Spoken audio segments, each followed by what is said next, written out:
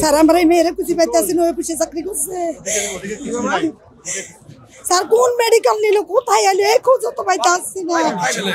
আমার মেয়ে যে না স্যার, মেট্রিক পরীক্ষা দিয়ে যা 14 দিন ডিউটি ঢুকছে তো স্যার। এই কারখানায়, যে কারখানা লাগবে, এই কারখানা 3 তলা। যে কি নাম আপনার মেয়ের নাম কি? আমার মেয়ের নাম নার্গিস। নার্গিস। যে আচ্ছা পাবেন, অসুবিধা নাই। ফায়ার সার্ভিসের লোকজন,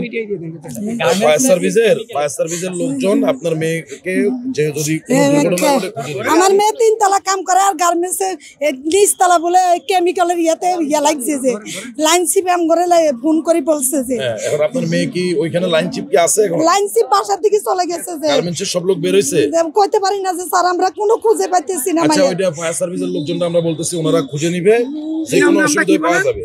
নাম নার্গিস। নার্গিস। আচ্ছা ঠিক আছে। বয়স 18-19, কেবল এসএসসি মেট্রিক পরীক্ষা দিয়ে এই গার্মেন্টসে কাজ করতেছিল। লাইনম্যান ফোন দিয়েছে আমার দিনের 1টা বাজে, আমি তার নাম্বার সংগ্রহ করে ফোন দিয়েছি যে আমার মেয়ে কই। বলছে আমি মেডিকেল আছি, আপনার মেয়েরা বাইরে আনো। আমি বলছি না, এ পর্যন্ত নাকি আমার মেয়ের ফোন বন্ধ, কোথায় আছে বলতে পারতাছি না। আমি বহুত মেডিকেল দিচ্ছি। সকাল 7:30টায় আমরা সাথে কথা হয়েছে, দেখা হয়েছে, এর ভিতর থেকে আমরা পাইছি না।